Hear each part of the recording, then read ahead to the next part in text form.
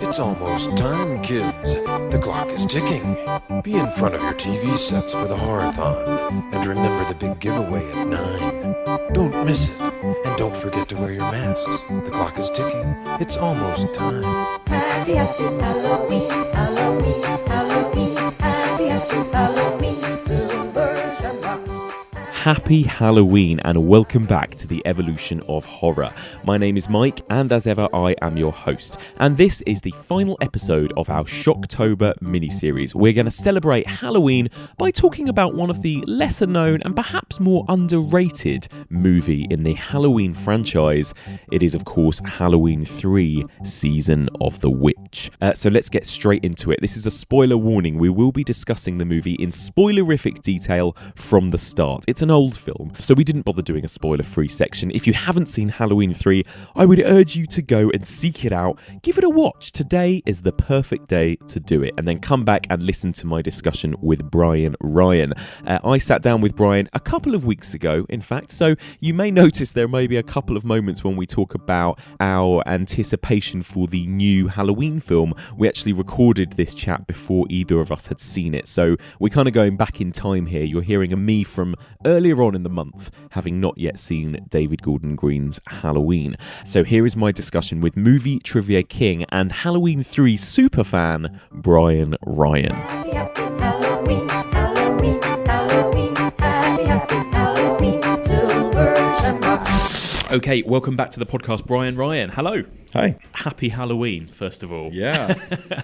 So we're here today. I mean, I'm doing sort of a few little bonus episodes. We're talking about quite a few new things. Obviously, everyone's been very excited about the new Halloween film, but I thought this was a good opportunity to revisit a bit of a, I suppose, and I've heard you talk about it a lot as a bit of an underrated gem, really, Yeah. Especially where the Halloween franchise is concerned. Yeah. So are you quite a big fan of Halloween 3? Yes. It's I love it. Yeah. I adore the movie. You don't really know much about Halloween. Halloween, the barriers will be down between the real and the unreal. And the dead might be looking in. The last great one took place 3,000 years ago when the hills ran red. Halloween, the children. You happen to know anything about this Cochran? All I can tell you, mister, is watch out. He's watching you, friend, I guarantee you that. The world's going to change tonight, Doctor.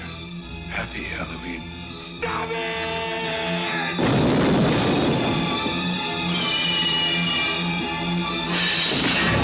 Halloween 3, Season of the Witch, the night no one comes home. Halloween 3 involves a conspiracy of sorts. A man shows up at the hospital and is brutally murdered that night. Mm-hmm. And the doctor in charge that evening and his daughter go on a fact-finding hunt to find out what's going on, and they uncover a huge conspiracy to kill all of the children of the United States. Yes. So, I suppose, first of all, we should talk about then the fact that this is it's like the anomaly of the Halloween series, isn't it? That's the thing. It was, and is this right that the original idea was that John Carpenter and Deborah Hill had this idea of once Michael Myers was dead in Halloween 2 that each Halloween film would be its own self-contained story, like the series would become like an anthology series. Yeah, and that was the idea, and I think. I still think it's a brilliant idea. I'm surprised Blumhouse hasn't jumped on something like this. I know, and I could be. This is probably this is probably not going to happen. But surely now is the perfect opportunity. Yeah. They've resurrected Halloween. Yeah. If they could just keep it with that one, and then reboot this idea of what the John Carpenter's original idea was. I think it's a great idea. Let's have a different Blumhouse Halloween movie every year with a different story. Yeah, exactly. I mean, people love. They're now doing the reboot of Twilight Zone. Yes, of Creepshow as well. Yeah, exactly. Isn't that going to be what is that? It's a TV show, I think. Or something like that. I think it's time to strike while the iron is hot, and I think it would be a fun idea. And I mean, there's a reason Saw came out. All the Saw films all came out in November. Yes. And then it was eventually taken over by the Paranormal Activity franchise. Yes. And now you just get these random ones here and there. But it would be nice to if people had something they could count on every year, not just the date, Halloween, the event, Halloween night, this and that, but actually have a film to look forward to. Definitely. Almost, yeah. I mean, I think it would be a great idea. Definitely. And just having that brand, what's nice about the title Halloween is that it is so broad. Halloween doesn't have to equal Michael Myers, or maybe it does nowadays. I think it does now. I mean, and I think obviously that's what was the downfall, or not obviously, but it wasn't the only thing that was the downfall for Halloween 3, but I think, I think there's such a huge weight of expectations with the Halloween title now. I don't think you could do it anymore. Even if it was a nod to something like Halloween 3, I think people would still revolt if it wasn't involving Michael Myers in some way. Yeah, you're right. Yeah. It's a strange one. And so obviously this film wasn't. I mean, it made a fair bit of money. I think from what I read, the budget was around $2 million and it made about $14 million, which still sounds quite good to me. But apparently, it was the lowest grossing Halloween movie. And really, wow. Yeah. And do you think again will people just? Is the main reason that people didn't embrace this film purely because of the Michael Myers thing, or did it have more problems than that? Do you think? No, I don't know. I mean, I think a big part of it was, if not, I'd say 99% of it probably was, people going expecting to see Michael Myers and being, because at this point, what was this, 83? So at this point there had been... We were in slasher mania by this point, weren't we? I think there had been 3 Friday the 13th films. Yeah. So it was kind of expected to have these killers come back. And Jamie Lee by this point was a established scream queen, Yeah, exactly. Yeah. So, I think people went in with expectations and left completely either infuriated or just dumbfounded by what happened. I mean, I can imagine sitting down and watching. I saw Halloween 3 when I was a kid, and I didn't realize it was a Halloween movie. See, that's what I wish that had been how I first watched it. Because I've got to admit, I was one of those annoying people who watched it when I was about 14. I completely understand watching the Halloween series in order, and I was like, "What the fuck is this?" And actually, I do think it's it's interesting. We talked about this the other day, but it's got much more of a kind of folk horror vibe, hasn't it? Actually, Definitely than a slasher. does. And you're so right about this, because in my head, I thought of it as this very much kind of sci-fi movie, I guess. And I completely forgot about all of those connections to kind of Stonehenge and those kind of circles and that kind of weird town of residents and I think what's great about it is I was 8 when the film came out, and I remember things like, I remember the first time someone in my school, a friend of mine, got a computer in their house, or someone got an Atari, or things like you remember these things as a kid, and because it was a big. Now you hear, oh yeah, I got a computer, great, you know. Back then though, it was kind of catching on. So to kind of blend witchcraft with this technological boom, at the time, I think is quite brilliant, and I think it's very topical for the time. It's not a Halloween movie. It's not a slasher movie by any means. It's more. I'd say it belongs in more with like Invasion of the Body Snatchers. More than anything. You know, like that has that 50s paranoia. With the combination of the 80s technological boom. Yes, you're right. You're right. And of course, it's he's an uncredited writer, but Nigel Neal basically. He came up with the. Is this right? He came up with the kind of story of it. I mean, it feels very Nigel Neal. He infused it. He infused it with that folk horror kind of that folk story kind of background, I think, and they held on to that, and I think he just kind of wanted his name off of it when he realized he didn't like how gory and nasty it got as well in places, and it's brutal. I mean, it's honestly, if I'm remembering correctly, it's besides Rob Zombie's take on it, I think it's the only Halloween film to kill a child. Yeah, you're right. Yeah, you're right. Absolutely. Yeah. And that is a really disturbing, scary for scene. 1983.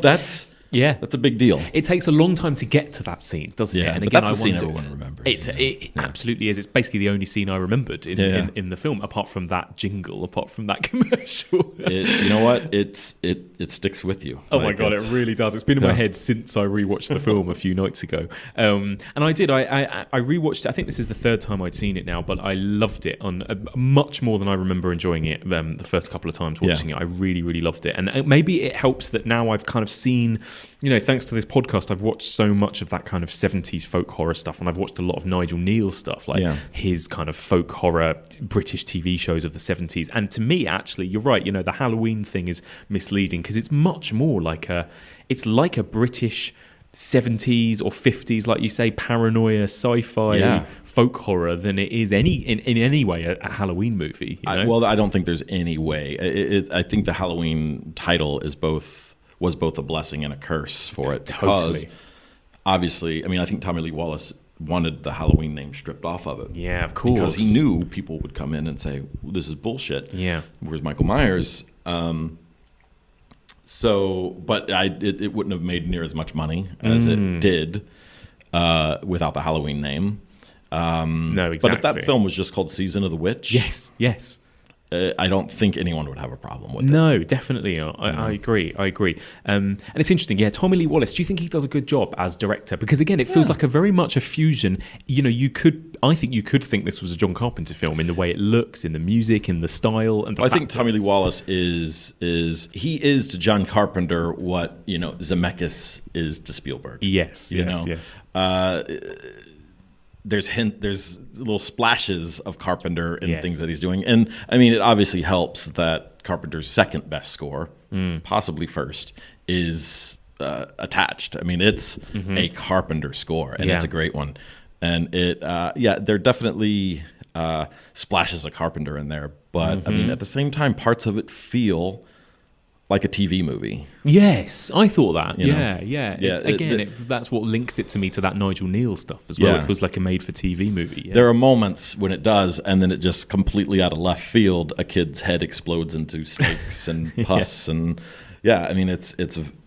I think that's part of the fun of this film is you never know if you're seeing it for the first time with zero reference to it. You have no idea where it's going. Yeah. You have no idea. Once they kill a kid or once, honestly, 10, 15 minutes in, they literally pull a man's skull into pieces. And that immediately sets up the tone that it could be brutal. It doesn't get as brutal as I think it could have been. But there are some really, really brutal moments in it. And I think had they stuck with this Halloween once a year thing, I honestly think Halloween 3 is the perfect jumping off point, because at that point, nothing is sacred, No, I agree. Films could have been, who knows what horror films we could have, what we could be talking about on your podcast today, had they stuck it through, had they given it, and they were brave to do this. This was a very bold film to do at the time. If they had just kind of stuck to their guns and said, let's do another one, and people will start to realize, exactly. Who knows what we missed out on? I think it only would have taken one, like you say, and then a year later, if we'd got Halloween 4 and it had been something else, completely different subgenre, people would have then started to go, oh, okay, and embrace it. I think, right. But instead, even if they even did like they do today, the Conjuring universe. If they said the Halloween universe presents Season of the Witch. Yeah. I'm just, hey. I know. I'm just. Come on, Jason. Anyone at Blumhouse is listening. I know. I really do think. I wonder if they've even thought about it, because it feels like a very Blumhouse thing to do. I'm almost positive. Jason Blum is. He knows what he's kind doing. Of a genius. Yeah, and he's a genius. Very good at what he does, and I think I'm sure it's come.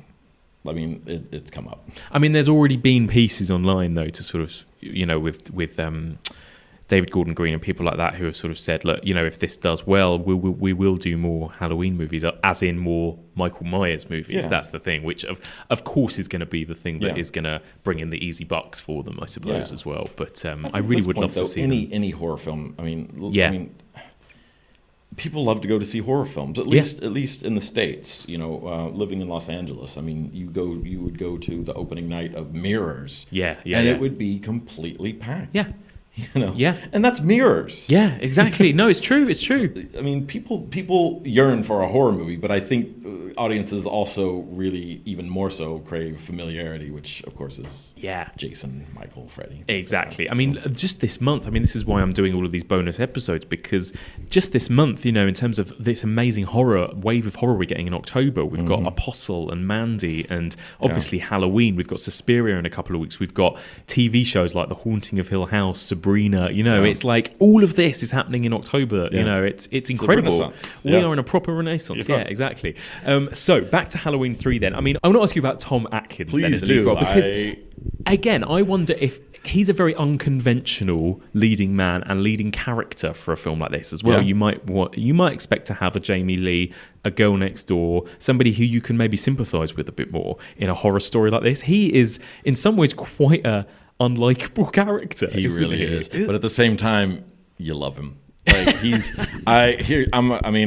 no secret to anyone out there. I am a huge fan of Tom Atkins in film, and this is one of my favorites. I love that he is just such an asshole. He's such a scumbag. Yeah, he really is. Like he to be fair, his ex-wife is pretty hard on him.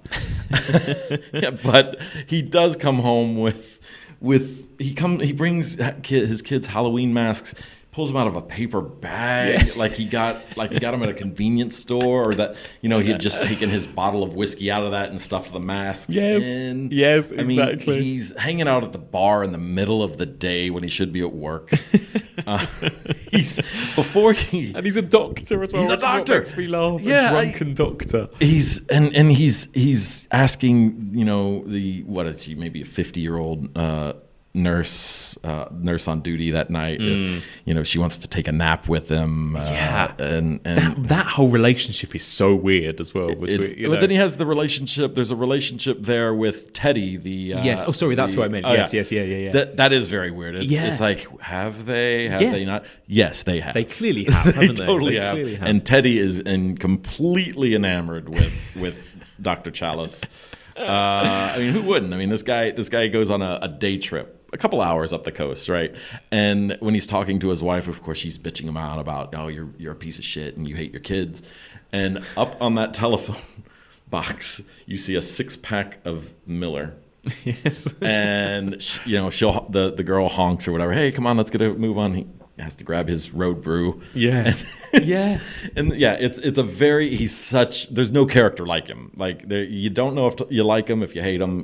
But I love him. I think he's great. I don't know. He is. I found him a difficult leading man to go on this journey with. He's not honest. handsome. He's not handsome. But why is it that all these women are throwing themselves at him? I don't know. Maybe he's funny. I suppose he's a doctor. That's it. Yeah, exactly. Well, he clearly has no money. He's pulling masks out of a paper bag. His poor kids. Oh man. Exactly. He has zero going through. He's not even funny. I just think it's hilarious. It's just like, oh come on. And his wife is played by Nancy Kyes from the original Halloween, isn't she? Yeah, that's right. I think that was one of her last things. Yeah. My favorite part of Halloween actually is her character. Yeah. Annie. Is it Annie? She's Annie, yeah. Yeah. Annie Brackett, yeah. Yeah. It's always nice. And of course in The Fog she's wonderful as well as kind of the she's great, the wisecracking. Not wisecracking, but she plays off Janet Leigh very well. Yeah. So it's awesome to see her in this. Yes. And I love that she just lays into him every time. Yes. Every time. And you can barely make out what she's saying on the telephone most of the time, but it's it's not good. Yes. Yes, exactly. It is. It's not the best film for female roles, is it? Let's be honest. You've got the nagging, bitching wife. Yeah. You've got this other young woman whose dad has just died, but then she just goes off with this guy. He didn't just die. He is brutally murdered. Yeah. But she seems to be over that in about 10 minutes and gets straight on it with, for some reason, attractive doctor. It's such an uncomfortable relationship. And I actually read up on this. Apparently, they wanted nudity in the film, but she had a no nipple clause in her contract. So how do you fix that problem?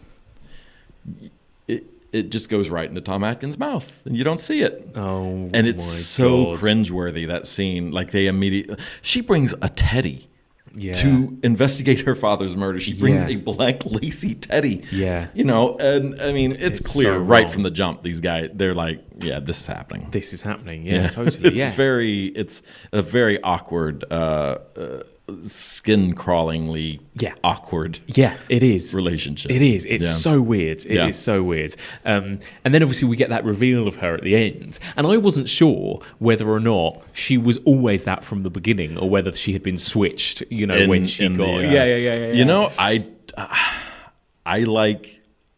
I've heard the theory. I like it either way. Yeah, I almost prefer it in the way that she was always a robot because it cool. would justify also why she sleeps with him maybe and what her actions are throughout the film in a way if she was always kind of working against You're kind of coming at this film with a little bit more logic than the filmmakers. I am, exactly. But no, absolutely. I think I love the idea that she was a robot the whole time. I love that idea, but I'm also fine with her being replaced at the last minute. Yes. Yeah. So, what do you think then of the way in which the film does nod to Halloween as well? Because you get that advert for it at the beginning, and then you see a scene of it play out sort of later on. Like it's in the coming film. on television. I mean, I love that it doesn't necessarily exist in the world of Michael Myers. Yeah.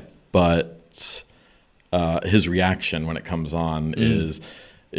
Well, you turn that. No, he's watching cartoons. I think cartoons or something are on, and then he says, "You turn that off," and then it's an ad for the Halloween series or Halloween coming on television, and then of course the Shamrock, Silver Shamrock jingle comes in. I do like that. In today, you expect guys who are friends. You'll see like in what is it, Upgrade, for instance. There's a little nod to James Wan in there. Yeah. You see shit like that all the time these days, and sometimes it's funny, and sometimes it just gets a little old. But this, I think, at this point, I think to do it back then to kind of give a nod to the original was fun. And actually, I do think in the same way that this works in Scream later on, I think I like the way that the suspense is playing out on the screen at the same time as it is in the world of Halloween 3. So like you've got that scene where Jamie Lee Curtis is walking across the street and you've got Laurie's theme playing while this guy is tied to the chair and trying to get out. I actually quite liked that in that kind of very kind of Kevin Williamson-esque way. It felt quite interesting and worked on sort of two different levels. So what you're saying is this could technically be the first entry in the Scream franchise. Yes, exactly. I'm saying it managed to do. Official. It was more postmodern than Scream. There you go.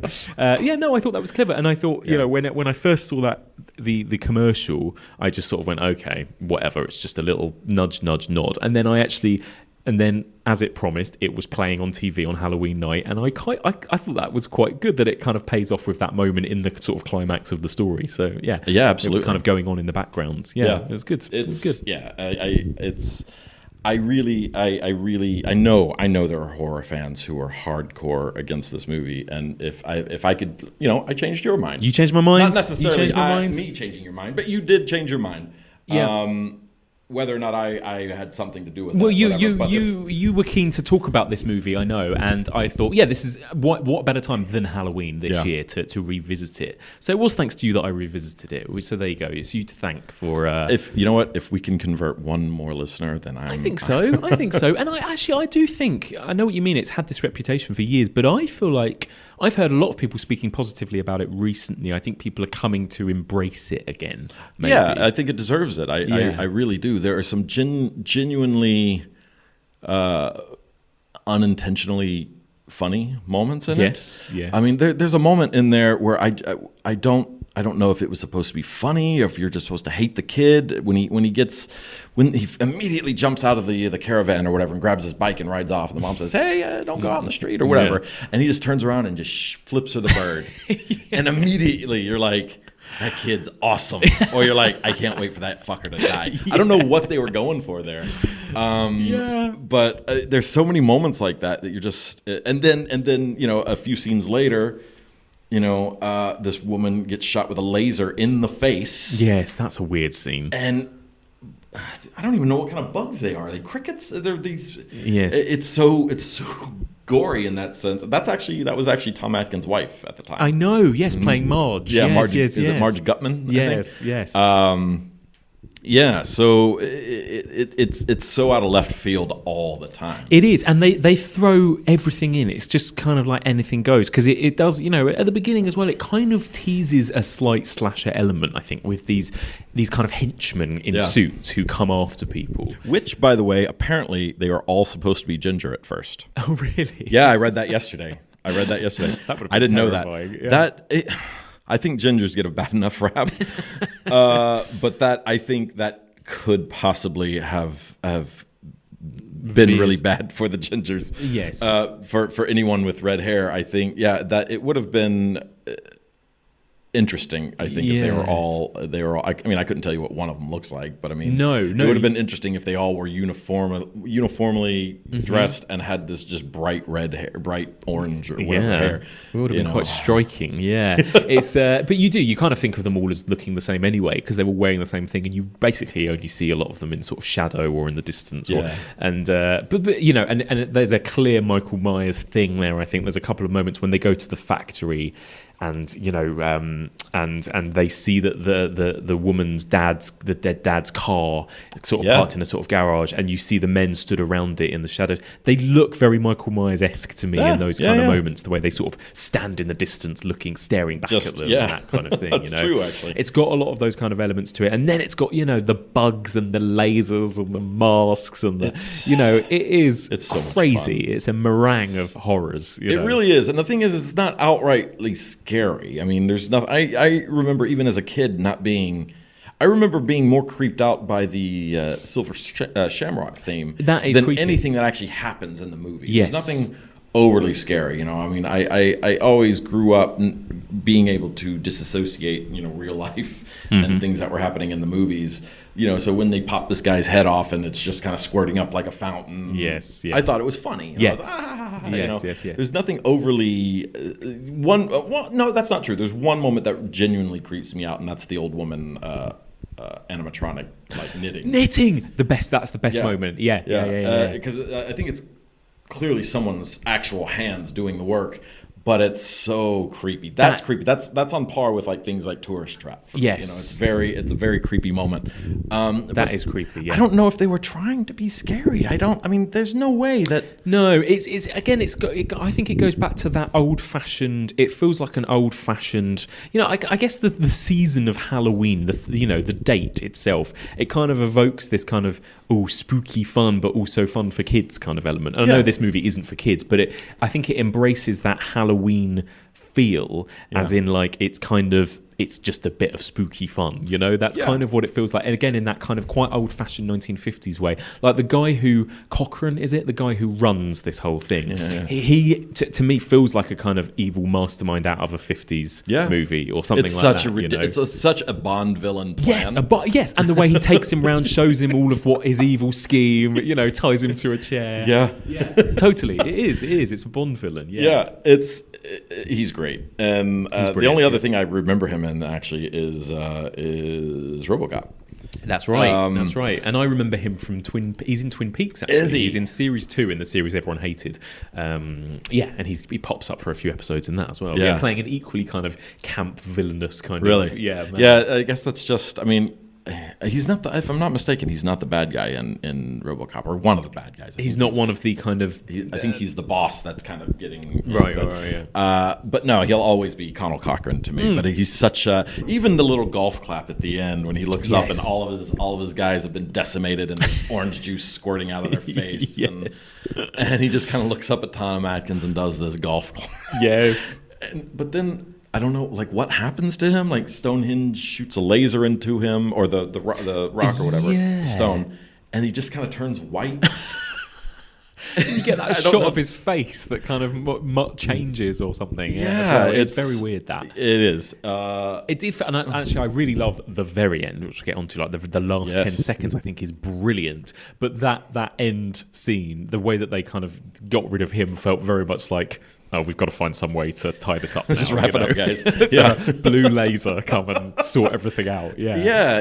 I don't know exactly what was what was scripted to happen there. It's almost like because they drop all of the coins or whatever they are inside the circle. Yeah. It's like it's like it turns in on itself. It's like it fucks itself up, doesn't it? Well, somehow. It's like feedback or something. Exactly. It kind of what is it? It just kind of sets off all these buttons. Yeah. And I guess they know exactly where to go. There's lasers. There's no lasers missing anything. Like there's no lasers just like bouncing off the ceiling. They all know where they're going, directly into these guys' head. Yes. Because he's stood between the stone and the computers, maybe. So they go straight for the stone. Or something. And they all connect. The computers all connect by a of something or another. It's a very odd thing. There's a weird, obscure kids TV show, weirdly, that we talked about in folk horror from the 1970s called Children of the Stone. And again, I think it very much is influenced by Nigel Neal and that kind of thing. And it's exactly the same. It's set in the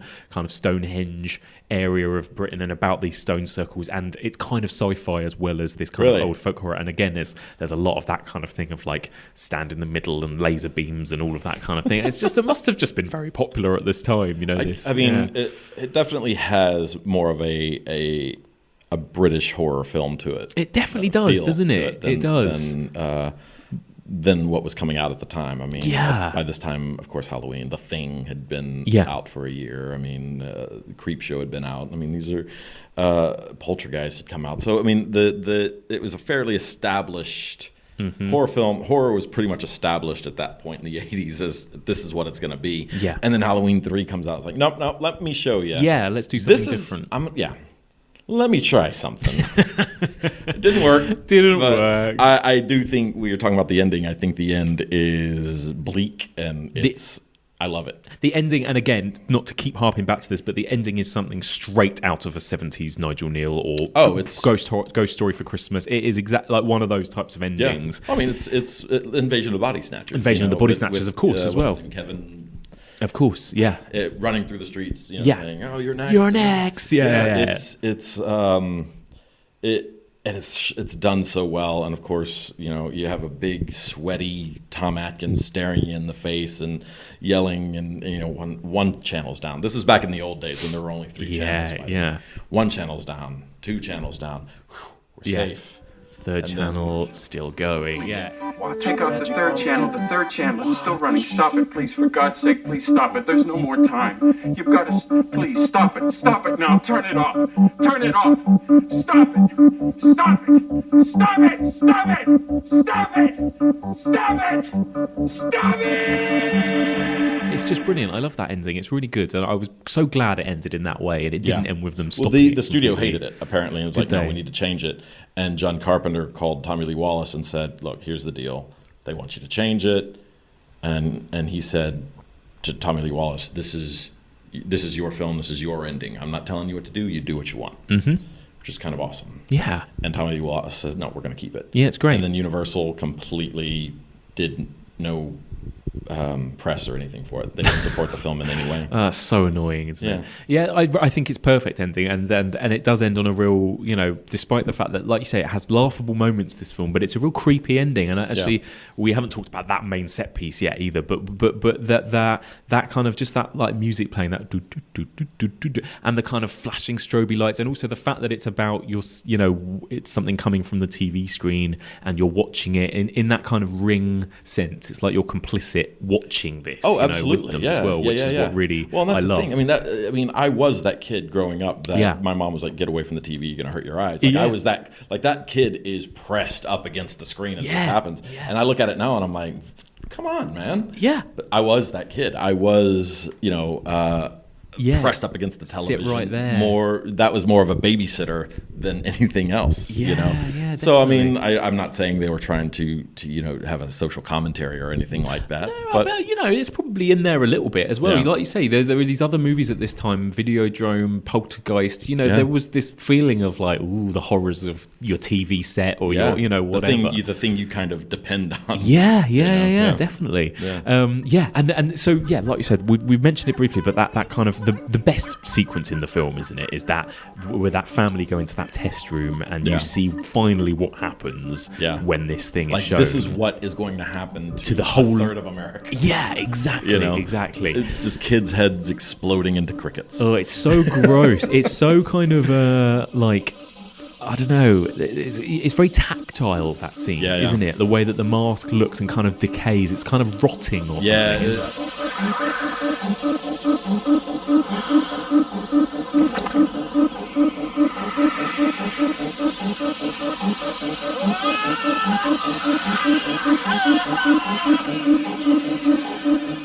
And it's just the sounds that come out. It's that classic in cartoons. It's like whenever spiders are crawling, there's that classic. I don't even know what kind of sound it is. Yes, a kind of like scuttling sound or something. Yeah, like I don't know what you call it. Yeah.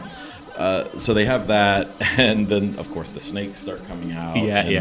It's and then a rattlesnake comes out. That's terrifying. Yeah, it's really good. It's really good, and I like that it never just that music continues. That and that's all. That's all you hear is that and screaming. And I love that. That works so well. That's so creepy. And again, there was no. I'm so glad that there was no temptation there to suddenly be like da da da, or anything like that. It was really. It's just really stands apart from the rest of the film. That moment, I think. That theme is very. That theme is very effective. I think. I mean, there's a reason it's still. It's part of the soundtrack. I mean, if you get the vinyl or listen to it on Spotify, it's like the. I don't know, 6th track or something like that.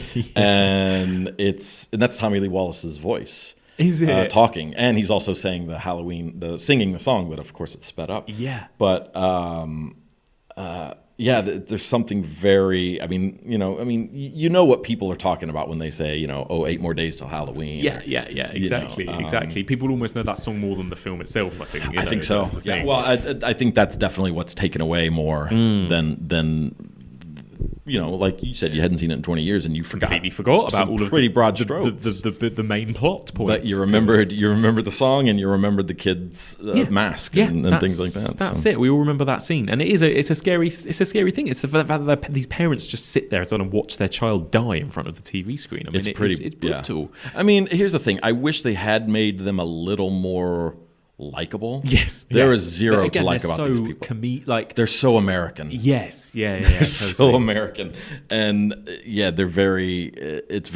sitcom characters. They are sitcom characters, exactly. The salesman, the kind of totally, yeah. What is his name? Little Buddy or Buddy or something like that. Yeah. And the kid's Little Buddy, of course, and I wish.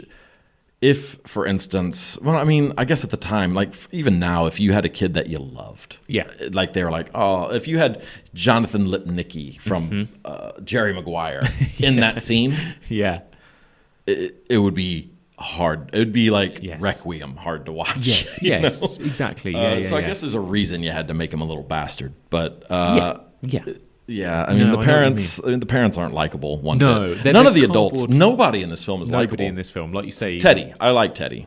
Remind me who Teddy is? She's the coroner or whatever. Yeah, I mean, she kind of gets it for no reason. Yeah, that's true. Yeah, but she's the only likable character really in this. It's true. Even Tom Atkins' kids suck. Oh, exactly. They all suck. Yeah, exactly. I mean, that other poor woman, Ellie. Is it Ellie? Yeah. The main sort of woman, the daughter of the man who dies. I mean, she's all right, really, isn't she? As well, she is, but at the same time, like, what are you doing? Look, I guess people grieve in their own way, but that's really. Look, the bit for me that really goes annoyingly too far is the scene where she turns out to be the robot in the car, and the amount of jumpy scenes where the arm comes back. There are 5. Five of them. Again, you use the word annoying. I say awesome. Like it's almost like a National Lampoon's movie. Like, it is, or a Family Guy gag. That's what it felt like, didn't it? Like the chicken fight in Family Guy. I was like, really, because it really, when it started off, I was like, this is good. It got me. I completely forgot that was one of the twists. Took me by surprise, made me jump because it's got a big, Yeah. And then I was all for it, and then another one. I was like, okay. And then by the 4th or 5th, I was like, I was just laughing. And that's the thing. Surely, I mean, again, it's directed by Tom Lee Wallace and is overseen completely by John Carpenter. Yeah. So I kind of feel like they were taking the piss a little bit. I mean, not that Tommy Lee Wallace is any kind of horror master. But I mean, I love this film. But I mean, he definitely makes it very scary. Yeah, you know. yeah. I mean, definitely. In moments, I personally can't stand the TV film It. But yeah, a lot of people can't. Yeah. Yeah. I mean, it just didn't do it for me. But he definitely, I think he knows what works and what doesn't. So I can't imagine those two guys standing behind the monitor and saying, "Should we do another one?" Yeah, let's do another scare. Another one. Yeah. Let's have our arm chasing him. It's outrageous. There's no way they thought that was going to be scary. Yes. The first one, yeah. The first one, it works. Yeah. Maybe the second, but when it's literally, her head on the ground, their body's over here, and maybe they were just really excited about these kind of practical effects of the body parts moving and stuff, and they just thought, let's just have more of it. Maybe. Who knows? Yeah. Who knows? So that was pretty cool. I love it. I love it, and I love that it's. I don't even know if it's a thing anymore, but it's when you get like the cylinders of frozen orange juice and you mix it with water and there's your orange juice, concentrated orange juice. Yeah. That's what these actors have. They just put a big ball of it in their mouth, and I guess it would melt, and then they would just spew it out. It's so funny to me because I've actually, as a kid, I used to try to eat that like it was ice cream. Yeah. Because I was an idiot. It's very tart and it stings almost. Yes. It's concentrated. Yeah. So these poor actors who have no lines, we can't even remember what any of them look like. Yeah. So they probably had to do several takes with this nasty stuff in their mouth, and they're spewing it out. And so you have to have some appreciation for that. It's true. Thankless task for a film that flopped as well. You know? It's a shame. It's a shame. I do love that people are kind of embracing it again. I don't feel like it's being embraced in the same way that movies like Birdemic or The Room are being embraced. But I think people are genuinely. I don't think the gimmick in it is, it's so bad it's good. I think it's, I hated it, but it's actually not as bad as I remember it being. I think it's just like these moments we've talked about that kind of that start off scary and then become kind of goofy. It's just a bit of a tonal mess for me, I think. It's all over the place. It's all over the place. Yeah, that's what I'm saying. I don't know if you're trying to be funny or scary. Yes, and that's a problem with it, I think, because you don't know whether you're supposed to be laughing at it, rolling your eyes at it, or scared by it. I think a lot of the Atomic Monster movies of the 50s were the same way. Exactly, I don't know if they were intentionally being campy or silly. And it's got that maybe old-fashioned... that's what they're trying to make. It's definitely got that old-fashioned vibe, yeah. Should try to go back and watch it in black and white and see if it's all the more effective. Yeah, you're right. It's true. With a kind of theremin soundtrack. That's what it feels like it needs, doesn't it? Yeah. I mean, it's interesting. And this will make me even less popular with a lot of horror fans, but I think, Halloween 5 and 6 are probably worse than this. I agree. Just because Michael Myers is in those other films, it doesn't mean they're better than this film. You know, I think, if anything, those other movies were so by the numbers, following such a formula by that point, and still managed to be quite bad and all over the place. Yeah. At least this movie was trying something different and bold. Would you say H2O is better than this? I have a soft spot for H2O because I grew up with those 90s slashers. See, I don't like it. I really don't like it. But maybe I need to rewatch it. Maybe I will be changed if I rewatch it. No, I think it is quite a bad movie. I think it's got a few good moments. I like and I like the fact that Jamie Lee Curtis is back and interesting in it. And but the actual murder scenes are pretty. Well, I think it was. I think it goes back to pretty the 90s Cocktease horror film. Yeah, I think it was PG-13, if I'm not mistaken. It feels like it. Yeah, it feels like it. Apart from one good moment with a hand going down a garbage dispenser in a sink. I don't remember that. Yeah. So there's a couple of good moments, but generally speaking, and Halloween Resurrection is one of the worst films I've ever seen. Really bad. So that's the thing. Again, why people think of Season of the Witch as particularly worse in this franchise, which, let's be honest, is pretty up and down, this franchise. I'm not crazy about the Halloween franchise, to be honest. I of course love 1. 2 is serviceable. I think it has some really good moments. 4 I quite like. 4 is good. 4 is good, yeah. 3 to me is the best sequel, though. But besides that, 5 is... I think 5 more is the same. I think 5 is quite terrible, and again because of those comedic cops that have a kind of clown theme music that come in whenever they walk into shot. I think it's why are you doing things like that? Yeah. And then the 6th one that involved kind of weird cults and very odd. It just goes into very strange territory, and I think of all of any of the franchises, including Chucky, and including Hellraiser. I think, and Hellraiser is all over the place. Yes. And Chucky, obviously. Yeah. But I think they embrace that. They do. It's different. They can get away with it more with those ones. Yeah. I don't think I'm not crazy about the Halloween franchise. I of course love 1 and obviously 3. But I mean, I do understand why people are nuts about Michael Myers and the first Halloween film. So I'm not in any way slagging that off because it's wonderful. But this is my Halloween movie. Yeah. And I don't mean Halloween in the sense that it's my Halloween series movie. It's the movie I watch at Halloween. Yes, well, I really do. I totally get that. And like I said earlier, I think it really embraces, more than most of the other Michael Myers movies, the vibe of the day Halloween itself, if that makes sense. You know, like the movie that everyone loves, which is a fantastic movie, the anthology movie Trick or Treat. Yeah.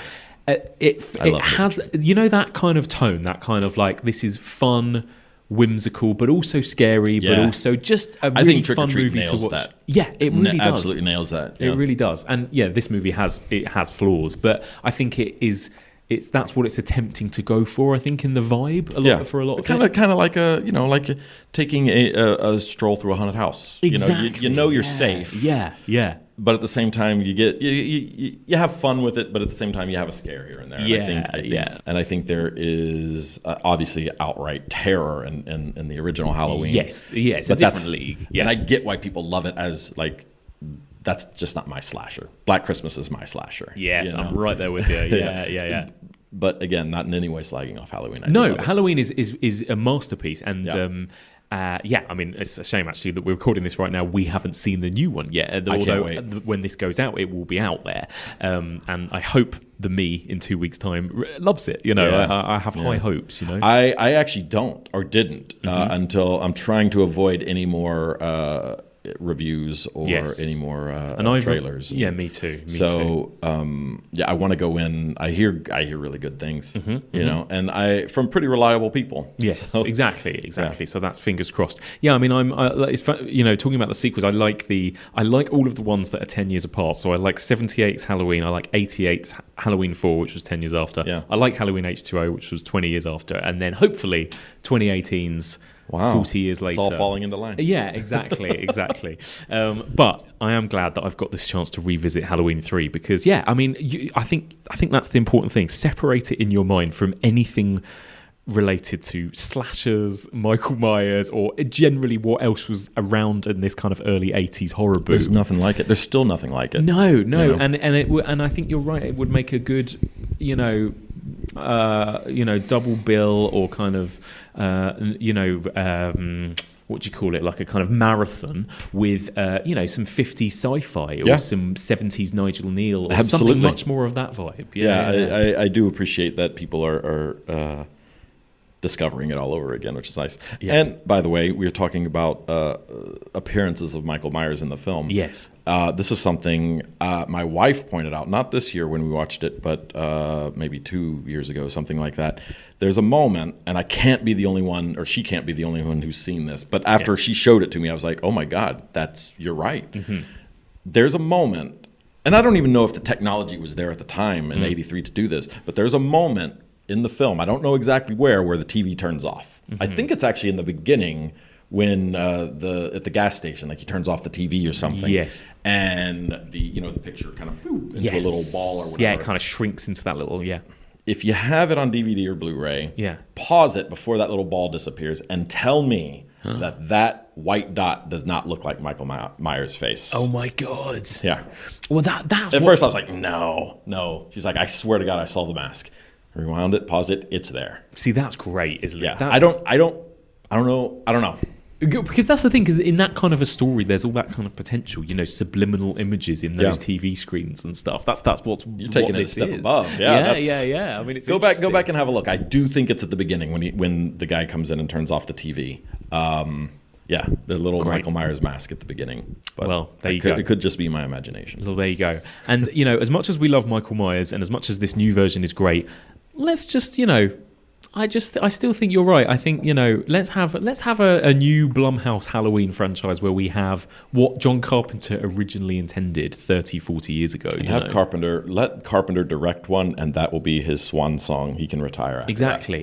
Yeah. And then give all these other new young filmmakers a chance to make their Halloween film, not a Conjuring film, but a Halloween film, Absolutely. Yeah. A Halloween-themed film. Yeah, exactly. Well, there you go. Let's hope someone out there heard us.